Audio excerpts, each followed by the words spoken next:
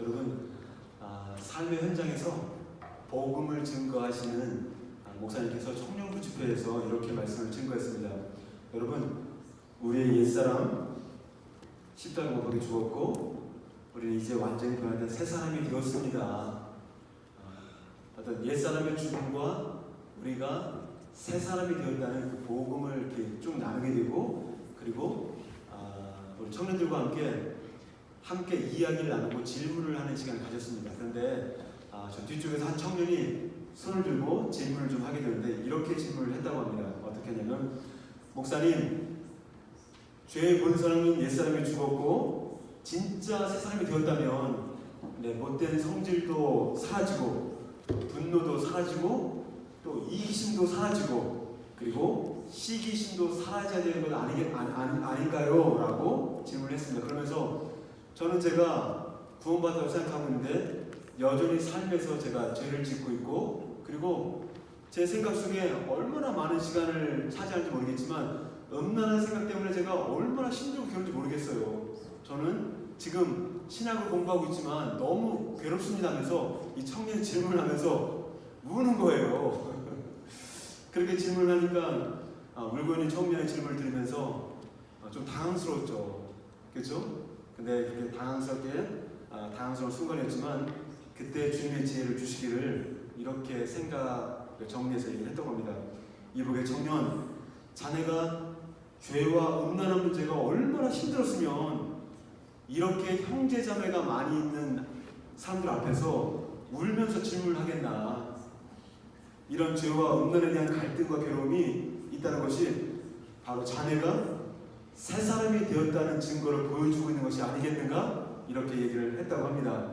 왜냐하면 여러분, 옛사람 그대로인 사람들은 자네처럼 그렇게 괴로워하거나 힘들어하지 않는다네. 여러분 어떻게 동의하십니까?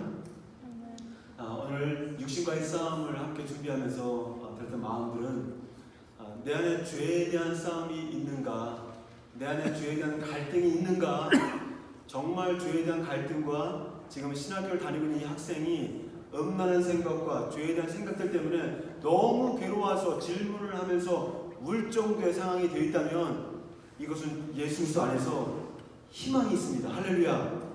그런데 정말 안타깝게도 죄를 짓거나 또 내 마음대로 성질대로 또 시기심과 질투 가운데 거하지만 전혀 죄에 대한 의식과 갈등이 없이 살아가고 있는 그리스도인이 있다면 정말 빨간 신호등입니다. 내가 주 안에서 새 사람으로 물과 성령을 거듭났는지 나 자신을 점검해 보아야 될 것입니다. 여러분들이 죄 가운데 있을 때 정말 갈등하는 자아를 여러분 경험하십니까? 아니면 내가 죄를 짓고 내 마음대로 살아간다 할지라도 전혀 아나무인처럼 그런 걸 느끼지 못하고 의식하지 못하고 살아가는 사람들이 있으니까 위험한 것입니다. 오늘 우리가 구원받았음에도 불구하고 우리가 새 사람이 되었음에도 불구하고 우리 그리스도인들은 반드시 싸워야 될 적들이 있는데, 제일 먼저 육신이요, 두 번째는 죄와의 싸움이 있어요, 그 다음 세 번째는 마귀와의 싸움이 있음을 우리가 인식해야 될 것입니다. 할렐루야. 특별히 우리가 오늘은 우리가 갈등하게 되는, 우리가 싸우게 되는 무엇에 대해서? 육신에 대해서 함께 말씀을 나누도록 하겠습니다. 여러분, 우리에게 복음이 있습니다. 할렐루야. 왜 복음일까요? 지난주에 제가 뭐에 대해서 말씀을 나눴을까요, 여러분? 지난주에? 그렇죠. 역시 훌륭하시네요. 지난주에 우리가 새 사람에 대해서, 새 사람이 뭐라고 했습니까? 그렇죠. 하나님의 신적인 본성과 하나님의 본성과 연합된 새롭게 된 나. 여러분들이 물과 성령으로 거듭났을 때 완전히 전과는 다른 신적인 성품을 소유하게 된 나, 그것이 바로 새롭게 된 새 사람이라고 말씀드렸습니다. 할렐루야. 여러분 생각해 보십시오. 만약에 여러분들이 내가 정말 과거의 낡은 사고방식, 죄를 먹고 마시던 옛사람의 본성과 또 거듭난 나의 새사람의 본성이 둘이 함께 싸운다고 생각하면 저는 어떤 마음이 드는지 아세요, 여러분? 숨이 턱 막힙니다. 옛사람의 본성이 작용하고 있고 새 사람의 본성이 작용하고 있다면 이 둘의 싸움은 이게 끝이 있을까요? 여러분, 없어요. 저는 아무리 공부를 많이 하고 성경을 많이 보고 아무리 저기는 할지라도 저는 죄를 이길 수 없을 것 같아요.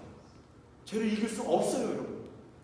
내 안에 죄의 본성, 옛사람이 여전히 역사하고 있다면 저는 그렇게 할 수 없습니다.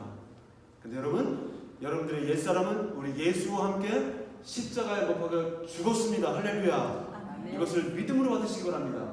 그렇게 내 옛사람이 죽었음을 믿음으로 받았다면 이제 문제가 무엇이냐? 그것은 바로 육신과 죄와 그다음 마귀와의 싸움이 있다는 것을 우리가 인식하는 것입니다. 할렐루야. 그래서 오늘 성경을 통해서 우리가 뭐라고 말씀하십니까? 여러분들에게 그리스도인이 되고 새 사람이 되었음에도 불구하고 여러분들에게 육신이 있다, 육신의 욕망이 있다라고 우리가 말씀하고 있다는 거예요, 여러분. 로마서 7장 14절 후반부 같이 한번 읽겠습니다. 시작. 나는 육신에 속하여 죄 아래 팔렸도다. 아니, 예수님을 믿고 있는 사도 바울이 육신에 속해서 내가 죄 아래 팔렸도다 이렇게 얘기할 수 있나요? 근데 그렇다고 말씀하고 있잖아요. 다음 18절 같이 한번 보겠습니다. 시작. 내 속 곧 내 육신에 선한 것이 거하지 않으려 하노니 내게 있으나 선을 행하는 것은 없노라. 내 육신에 선한 것이 거하지 않는다. 거듭났어도 예수님을 믿는 사람이라 할지라도 여러분들에게 육신이 있습니다. 근데 그 육신은 어떻게? 그 육신 안에 선한 것이 거하지 않는다. 근데 참 순진한 사람들이 있습니다. 목회자들이나 뭔가 이렇게 주님을 가까이 하고 있는 사람들은 더러운 생각, 악한 생각, 또 힘들게 하는 서운한 생각, 이런 것이 전혀 없다고 생각하는 사람들이 있어. 내가 존경하는 어떤 분은 내가 이렇게 서운하게도 전혀 서운해하시지 않을 거야. 내가 이렇게 존경하는 어떤 분은 내가 이렇게 해도 전혀 아쉬워하지 않을 거야. 여러분, 절대 그렇지 않아요, 여러분. 아무리 거룩의 왕도를 걷고 있는 사람이라 할지라도 여전히 그 안에 서운함이 있고 여전히 그 안에 육신이 있다는 거예요, 여러분.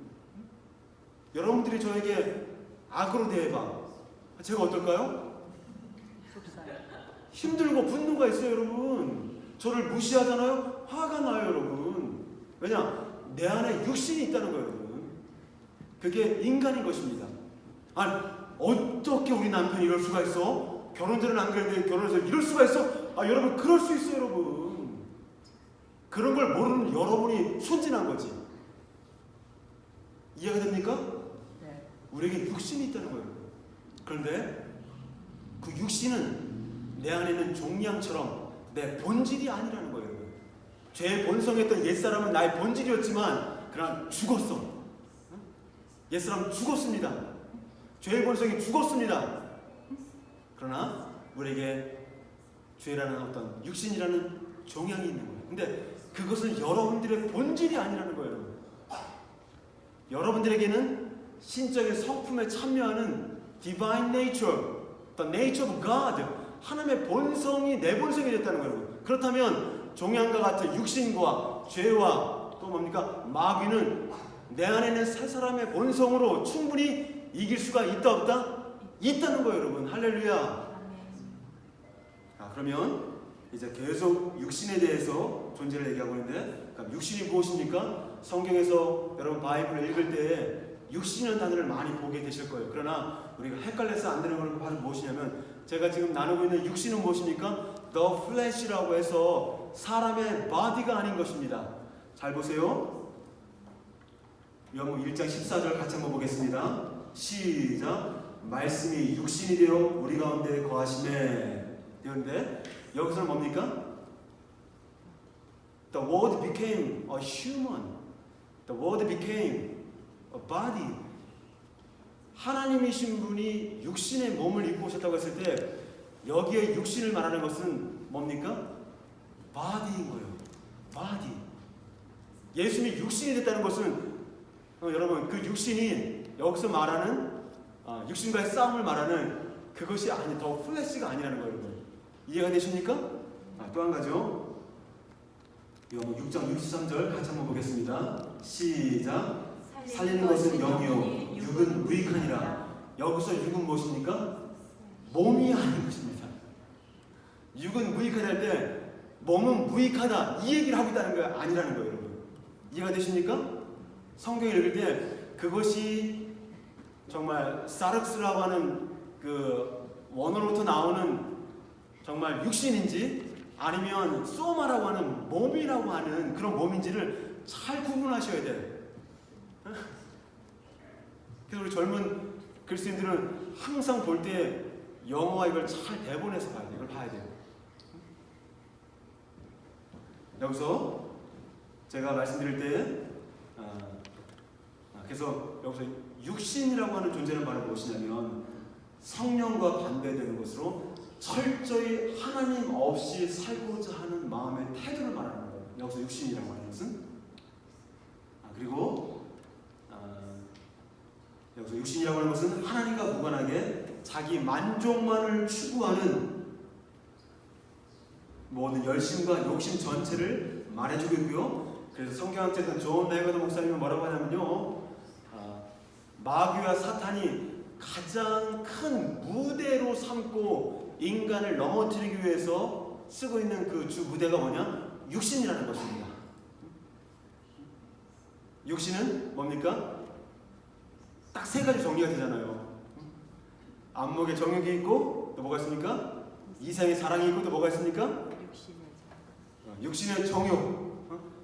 육신이 추구하는 건 딱 정해졌습니다. 그래서 먹는 것, 보는 것, 마음에 탐스럽게 하는 것, 이 모든 것들이 전부 다 육신과 연결되어 있음을 우리가 볼 수가 있습니다.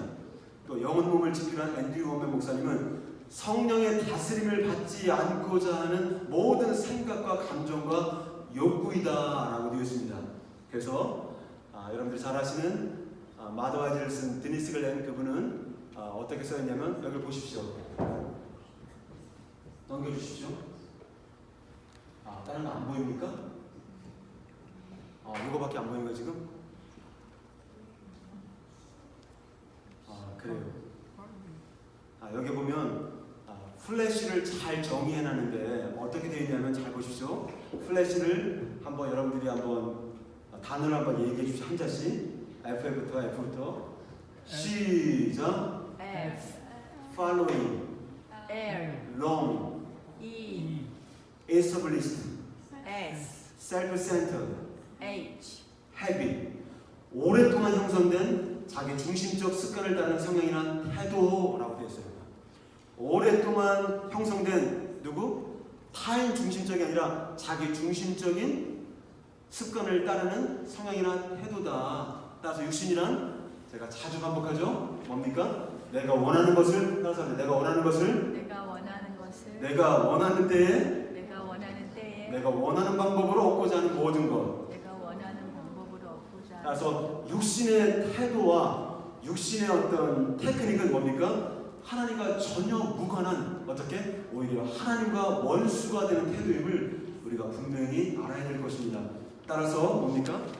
마치 여러분들 안에 그리스도가 있음에도 불구하고 전혀 하나님 없이 그리스도 없이 행동하고자 하는 모든 태도와 테크닉, 이것을 뭐라고 합니까?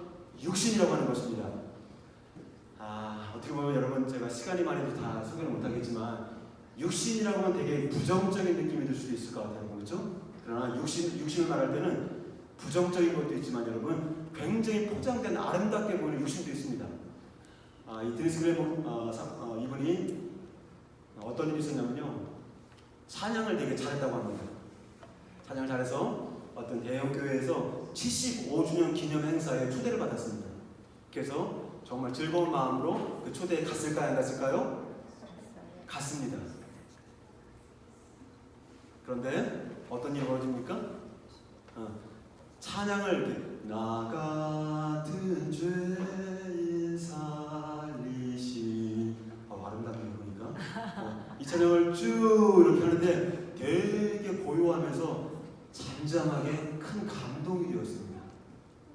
그런데 그렇게 하고 나서 사람들이 얼마나 감동을 받았는지 전부 다 일어나서 기립박수 쳤습니다. 그리고 그 디니스 글렌 여사는 어떻습니까? 마음에 아주 기쁨을 가지고 정말 잘했다 하면서 자신을 칭찬하면서 이렇게 했습니다. 근데 그때 그 디니스 글렌의 마음의 내면에 목소리가 들리기 시작했는데 어떤 목소리가 들렸을까요? 너 즐거웠냐? 너 즐거웠냐? 그런 목소리가 들리더래요. 주님의 찬찬한 음성. 또 한 말씀을 뭐라고 하는지 아세요, 여러분? 나는 다시는 이렇게 많은 사람들 앞에서 찬양을 하지 못하는 것이다. 우리가 교회를 왔습니다. 우리가 신앙생활을 열심히 하고 있습니다. 그러나 철저하게 인간의 칭찬과 어떤 인정을 받기 위해서 몸부림치는 사람들이 있을 수 있습니다. 이 모든 것들도 무엇입니까? 육신인 것입니다. 육신을 분류할 때 뭐가 있습니까? 인정받고자 하는 육신도 있고, 또 특별히 형제들은 이 육신에 대해서 언제 크게 다가옵니까? 군대 갔을 때 내 마음대로 안 되거든. 막 명령을 해대줘. 아주 시간이 없는데 막 샤워를 한 40초 1분 내에 막 샤워를 해야 되고, 막 어떤 사람들은 막 비누를 치려다 말다가 막 그냥 막 들어와서 조기들을 막 두드려 패니까 막 나가야 되고, 하여튼 별짓을 다 합니다. 그때 내가 원하는 때 내가 원하는 방법으로, 아니 왜 물을 이렇게 안 주는 거야? 왜 시간을 이렇게 많이 안 주는 거야? 이러면서 철저하게 자신의 육신의 모습을 드러나면서 경험하게 됩니다. 그리고 철저히 좌절감을 느낍니다. 그리고 자매들은 언제 육신이 드러나나요? 얼마나, 옆에 있는 분들 보십시오. 얼마나 자매들 고상합니까? 얼마나 아름답습니까, 여러분? 응? 그런데 언제 육신이 드러납니까? 그렇죠. 이제 결혼 생활 초기에도 별로 안 드러납니다. 그러다가 이제 아이를 딱 낳는 순간, 완전히 욕심 덩어리가 딱 나타나는 순간 어떻게 됩니까? 이 아이를 통제하고 이 아이를 울지 않게 해서 막 어울르고, 하여튼 학교를 더 들어가면서 사춘기가 되면서 원기왕성한 이런 어떤 에너지가 흐르면서 도저히 감당이 안 돼요. 왜냐? 내가 원하는 때 내가 원하는 방법으로 아이들이 움직여줄까요? 움직여주지 않는다는 거지. 그때 철저히 나도 내가 모르는 육신이 스물스물 나옵니다. 할렐루야. 어때? 그럴 때 좌절된 마음이 드시나요? 그때가 진짜 이제 내 안에 새 사람을 살아갈 때인 것입니다. 그리고 디니스 글렌의 딸이 있었는데요. 그 딸의 친구가 결혼을 했어요. 근데 불과 6개월 만에 어떻게 됩니까? 브로큰 패밀리가 됩니다. 그러면서 그 딸이 엄마에게 이런 얘기를 합니다. 엄마, 내 친구를 봤는데 이기적으로 살아서는 절대 결혼 생활을 못할 것 같아. 이렇게 얘기를 하더라는 건데, 그 디니스 글렌의 딸의 이야기를 들으면서 너 진짜 빨리 깨달았구나. 응? 여러분, 육신이라고는 이기적인 육신을 가지고서는 절대 결혼 생활을 못해. 내가 원하는 대로 내가 원하는 것을 얻고자 하는 사람들이 있다면 이렇게 이해하고 싶지 않지만 결혼을 좀 늦게 하면 좋겠어. 자기가 좀 성숙해진 다음에. 저는 절대 결혼을 하지 말라는 얘기 하지 않습니다. 생육하고 번성하는 것은 누구의 뜻입니까? 하나님의 뜻이기 때문에. 그래서 저는 특별히 젊은 세대를 향해서 생각했을 때 정말 얼마나 꿈틀거리는 육신들이 많은지 몰라. 이것을 알아야 돼, 우리가. 그리고 이 육신을 다름을 받아야 돼. 그건 바로 뭡니까? 내 안에 하나님의 본성과 연합된 새 사람의 존재를 내가 인식하는 것입니다. 할렐루야. 그럼 오늘 본문 8장을 통해서 육신에 대한 정확한 진단, 도대체 육신은 어떤 것이냐, 성경에서 육신을 어떻게 말하는 것이냐, 같이 한번 5절부터 쭉 한번 읽도록 하겠습니다. 8장 5절 시작. 육신을 따르기 전에 육신의 일을 생각하고 영을 따르는 영의 일을 생각하나니 육신의 생각은 사망이요 영의 생각은 생명과 평안이라. 계속 육신의 생각은 하나님과 원수가 되나니 이는 하나님과 왜 불평뿐 아니라 할 수도 없습니다. 육신에 있는 자들은 하나님을 기쁘시게 할 수 없느니라. 하나님은 여러분들의 육신을 통하여서 절대 영광받을 수가 없습니다. 아무리 여러분들이 교묘하게 포장한다 할지라도, 열심히 주님을 섬긴다고 할지라도 그 안에 육신으로 하고 있는 것이 있다면 절대는 받지 않으십니다. 사도 바울은 뭐라고 합니까? 원고에는 없지만 빌립보 3장을 통해서 2절인 것 같습니다. 3장 2절 하나님의 성령으로 봉사하며 예수를 자랑하고 하나님의 성령으로 봉사하는 것이 아니면 받지 않는다는 거예요. 또 그리스도 예수로 자랑하며 그리스도 예수가 아닌 사도 바울이 자신의 육신의 배경을 이야기하잖아요. 나는 히브리인 중에 히브리인이다. 나는 율법에 흠이 없다. 사도 바울은 가정을 볼 때나 또 학벌을 볼 때나 자기의 육신을 볼 때나 아무것도 빠질 수 있는 것이 없었어. 너무나 완벽했습니다. 육신적으로. 그러나 내가 이것을 해로 여김은 그리스도 안에서 나를 나타내고 그리스도 안에서 내 육신을 나타내는 모든 것들을 다 해로 여기겠다. 그래서 제가 젊으신 청년 시절에 제가 정말 하나님께 은혜 받고 막 살던 시절에 어떤 말이 들으면 와 진짜 우리 교회가 최고다. 진짜 막 사랑이 넘치고 막 전도도 열심히 하고 막 그냥 막 놀랍게 막 부흥이 되고 우리 교회가 최고다. 다른 교회를 너무 우습게 생각했어 제가. 그런데 그것이 뭡니까? 육신인 것이지. 육신인 것입니다. 여러분들이 만약에 뭐 하이 포지션의 학벌을 가지고 있다. 참 그렇죠. 그 모든 것들도 내 생각의 가치관 속에 학벌에 대한 높은 가치관을 두고 있다면 이것도 육신인 것이다. 그래서 여러분 이 현 세상은 무엇입니까? 철저하게 내가 원하는 대로 내 중심적으로 삶을 살고 독립하도록 그렇게 우리가 살아왔어. 그렇게 교육을 받아왔습니다. 그러나 우리는 전적으로 total reliance, 전적으로 예수를 의지하는 자로 살아가는 존재인 것입니다. 그러나 여러분들의 육신은 끊임없이 모든 면에 있어서 독립적이고 하나님을 의지함이 없이 내가 원하는 대로 내가 원하는 걸 성취하며 나아가도록 끊임없이 외모를 가꾸고 끊임없이 몸을 가꾸고 끊임없이 학교의 배경을 바꾸고 끊임없이 뭘 합니까? 육신으로 나를 업그레이드 하려고 한다는 것이죠. 저도 이러는 아닙니다. 저도 학생부를 맡아서 설교할 때마다 어떻게 하면 얘기를 잘 알아들을 수 해볼까? 어떻게 하면 말씀을 잘 들어갈 수 고민해볼까? 그런데 그거는 겉으로 보이는 포장일 뿐 말씀을 전하면서 애들이 잘 알아들을 수 하면서 인정받고 싶었어요. 제가 아이들한테 인정받고 싶었어요.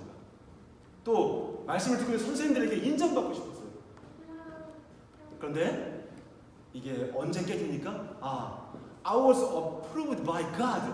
나는 하나님께 인정받은 자이다. 할렐루야. 여러분들이 사람들에게 인정받을 이유가 없습니다. 인정받으려고 하지 않아도 괜찮아요. 왜냐? 우리는 하나님께 인정받은 자인 것입니다. 할렐루야.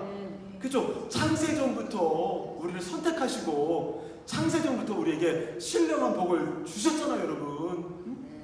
그래서 우리 안에 있는 여러 가지 육신의 결핍들을 채우기 위해서 여러분 몸부림치지 않기로 결단합시다. 할렐루야. 왜냐하면 우리가 새 사람이 되었기 때문에. 할렐루야.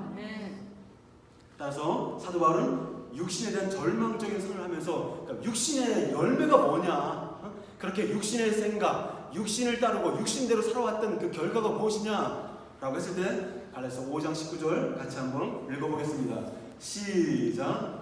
육체인은 분명하니 음행과 더러운 것과 호색과 우상 숭배와 주술과 원수 맺는 것과 분쟁과 시기와 분냄과 당짓는 것과 분열함과 이단과 투기와 술 취함과 방탕함과 또 그와 같은 것들이라.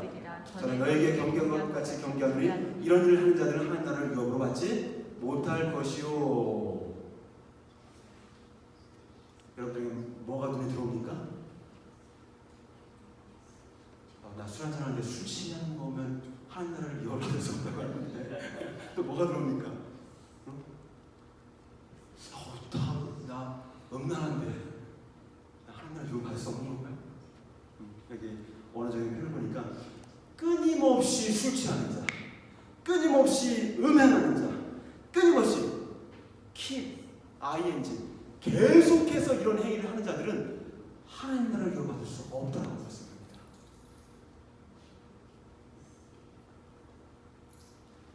자세한 것은 나중에 또 대화할 때도 나눴으면 좋겠고요. 그러면 이렇게 육신의 소욕을 따라 살아갔을 때 어떤 일들이 벌어지고 있는지 한번 보시면 창세기 16장을 보시면 누가 등장합니까?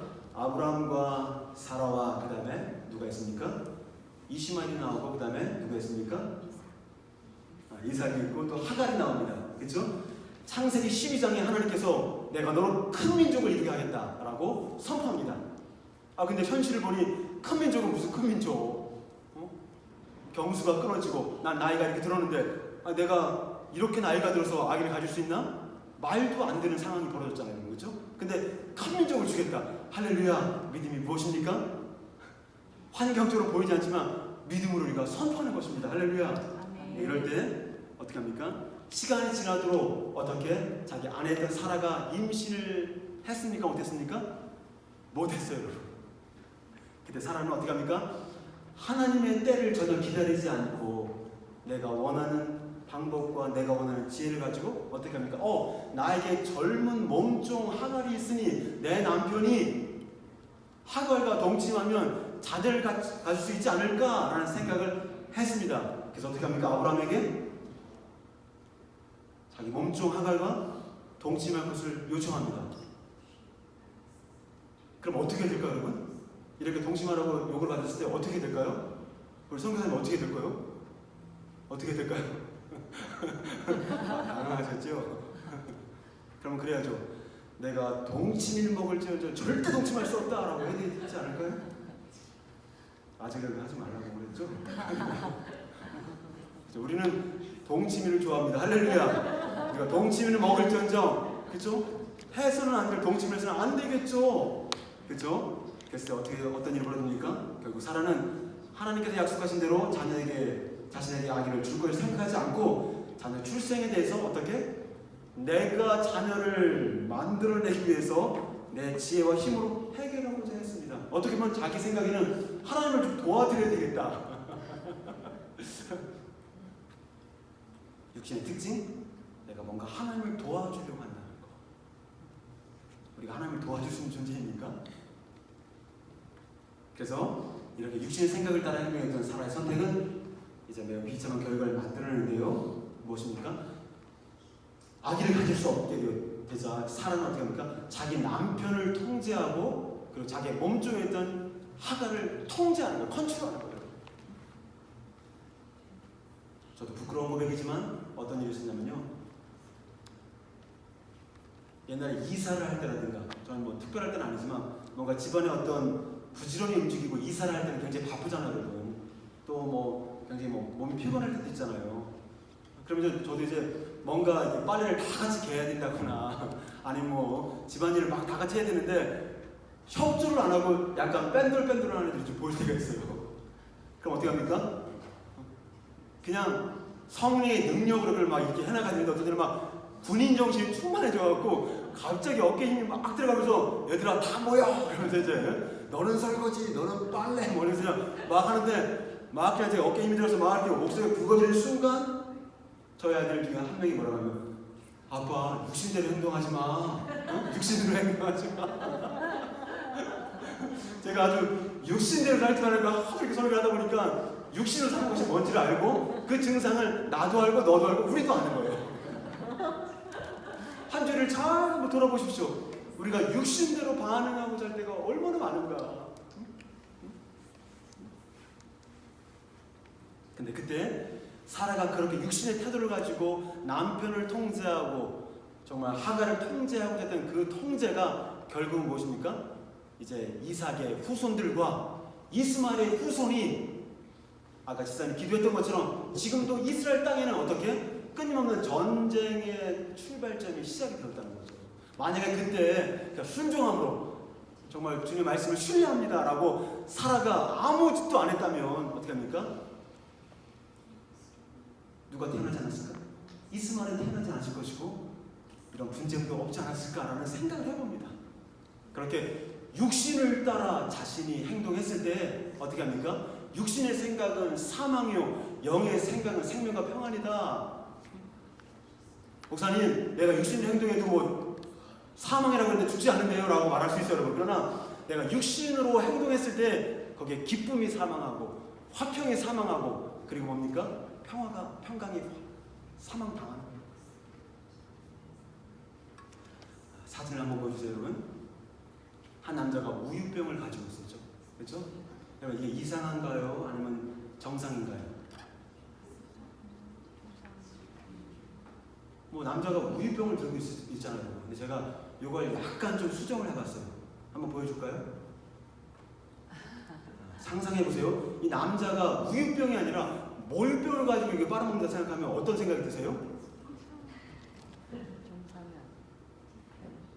우리 예담이가 되게 아빠라서 몰병을 가지고 이렇게 막 먹는다 생각하면 어떤 생각이 드세요? 좀 약간 이상하다는 생각이 들어요? 아니면 정상이라는 생각이 드세요? 이상합니다. 왜요? 몰병은 어린이들이 먹고 해야 될 것인 거지 다 큰 성인이 그걸 먹을 건 아니라는 거죠. 여러분, 똑같습니다. 육신을 따라 살아가는 그리스도인들이 이와 똑같다는 거예요. 우리가 그리스도 안에서 하나님의 신적인 본성을 가지고 새 사람이 되었음에도 불구하고 어떻게 날마다 육신을 따라 모유병을 가지고 자꾸 빨아먹으려 한다는 거예요. 얼마나 오글오글해 이게. 얼마나 이상합니까 여러분. 근데 우리가 그렇게 하고 있다는 거지. 근데 성경에서 고린도전서 3장에서 1절과 3절을 통해서 그리스도는 두 가지 스타일로 나누고 있습니다. 제일 첫 번째는 무엇입니까? 육신에 속한 크리스찬. 그 다음 두 번째는 뭡니까? 영적인, 성숙한 영적인 크리스찬을 말하고 있어요.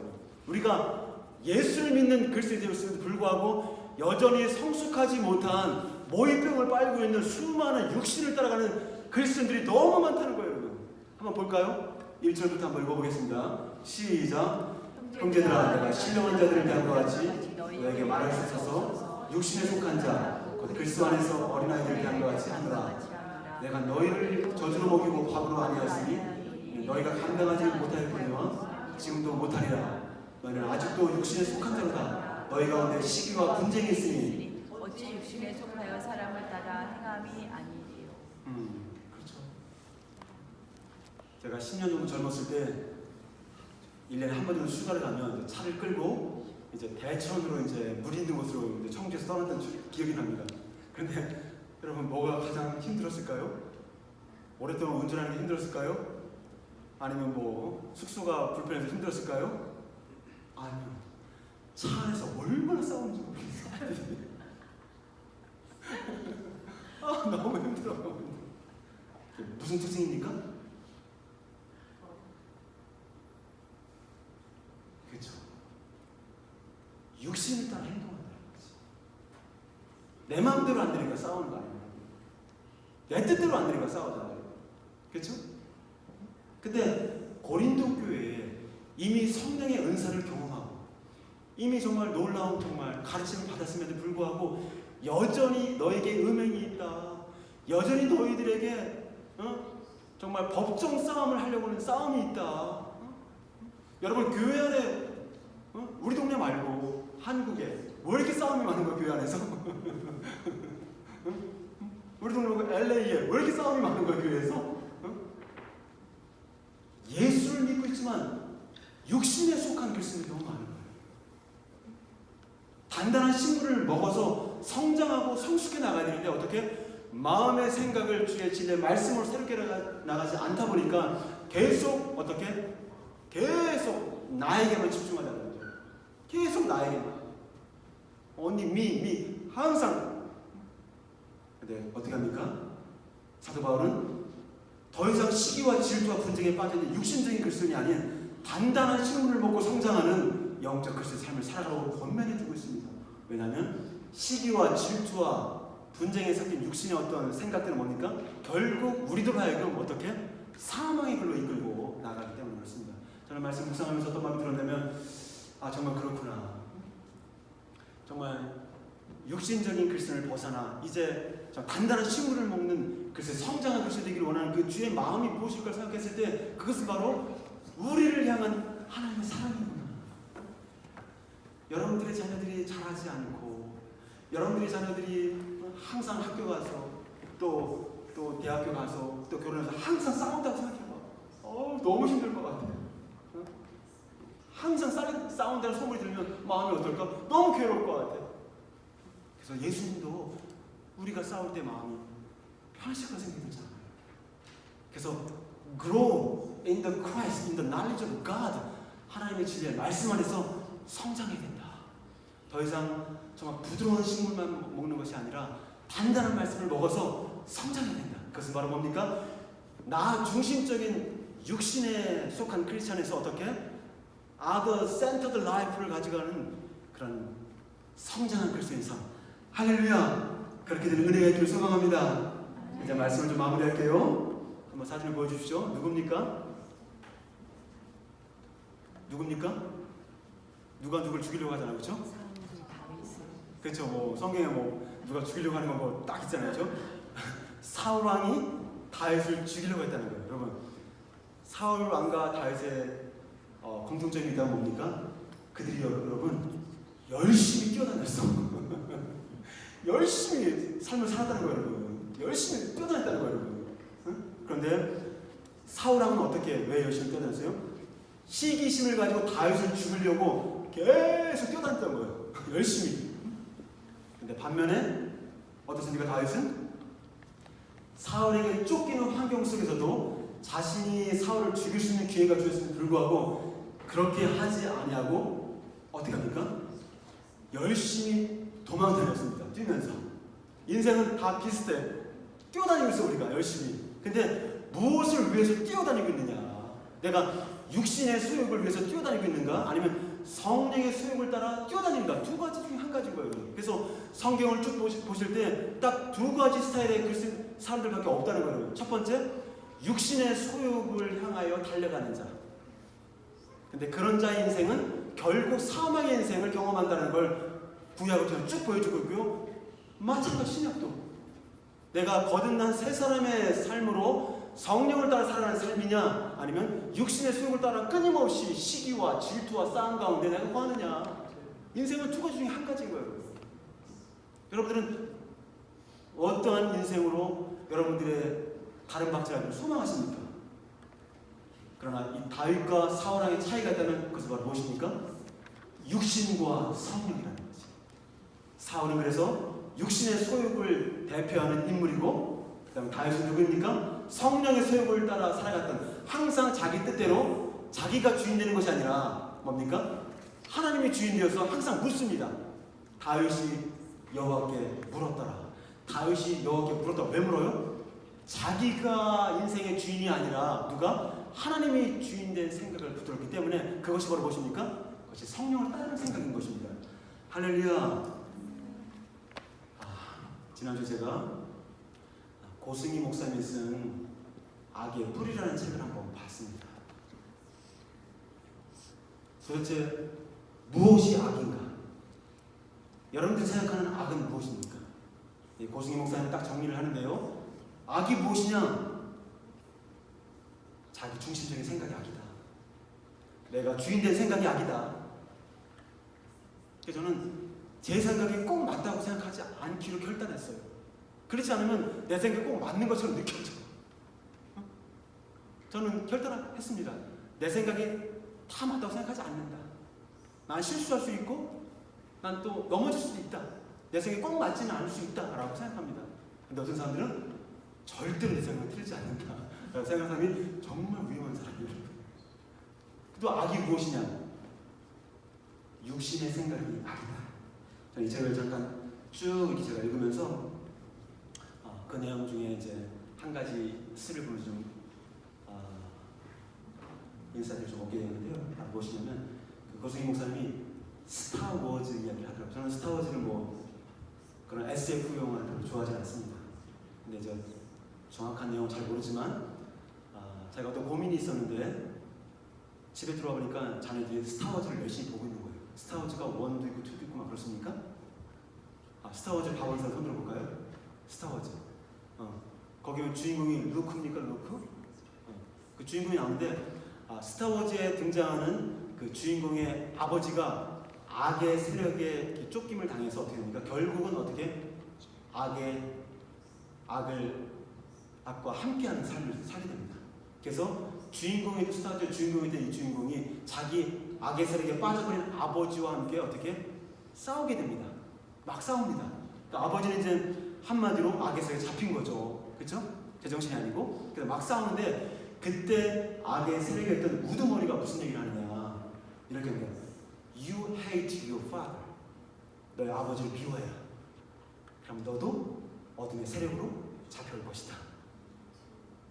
이게 뭡니까?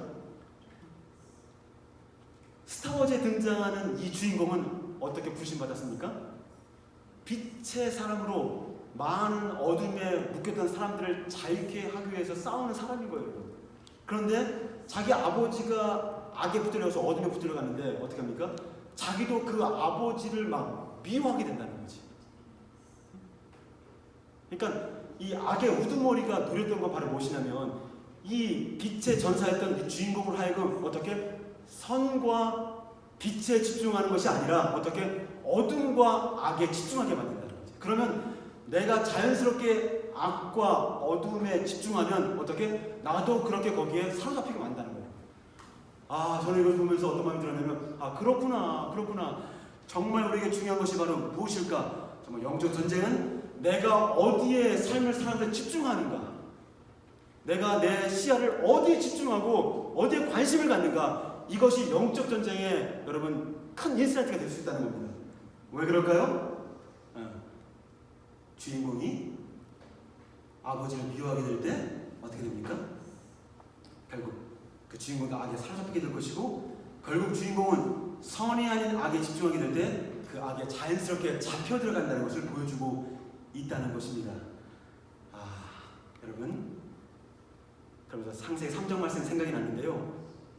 너무나 평화롭고 아름다운 에덴 동산에서 정말 주님과 교제하며 살았던 이 아담과 하와에게 어느 날 갑자기 마귀가 뱀의 모습으로 나타나서 어떻게 합니까? 뭐에 집중하게 만듭니까? 어디에 집중하게? 그쵸. 이 사단이 마귀가 생명나무에 집중하게 했으면 얼마나 좋았을까.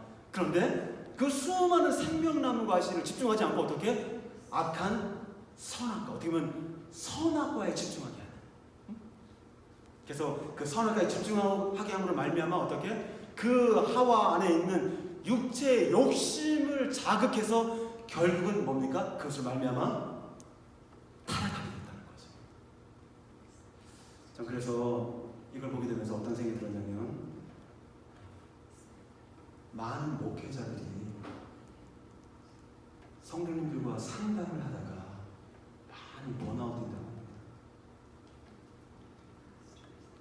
왜냐하면 성도님들의 이야기를 듣다 보면 우리 남편이 이래요. 우리 아내가 저래요. 그 이야기 들으면서 그 남편이 비워져. 그 이야기를 들으면서 그 아내가 비워져. 그 이야기는 그 자녀가 너무 비워져. 그러면서 선으로 악을 이겨야 되는데 악으로 악을 이기려고 한다는 거지. 딱 그 이야기를 듣는 순간 상대방이 이렇게 딱 정해지는 거지. 그래서 우리가 들을 때 참 주의가 필요하다. 환기가 필요하다. 좀 하나님의 관점에서 들여다보는 것.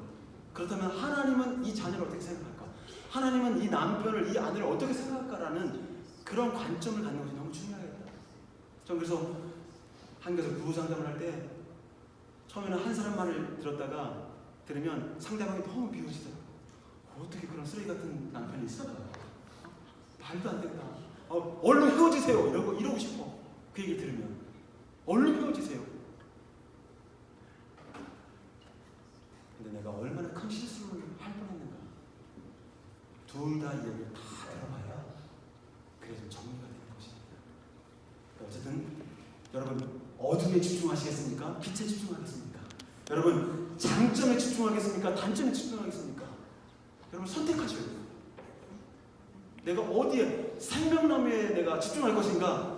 아니면 선악에 집중할 것인가? 여러분 세상은 만만하지 않아요. 여러분들 끊임없이 육체의 욕심을 건드려서 넘어지게 할 것입니다. 그랬을 때 여러분들이 정말 선택해야 될 건 바로 무엇입니까? 그것은 바로 여러분 안에 계신 하나님의 영, 여러분 안에 계신 하나님의 성령, 여러분 안에 계신 예수님의 생명에 집중하는 것입니다. 따라서 갈라디아서 5장 16절을 통해서 이렇게 말씀하시기를 합니다. 한번 같이 한번 읽어보겠습니다. 시작. 내가 이르노니 너는 성령을 따라 행하라. 육체 욕심을 이루지 아니하리라. 보세요.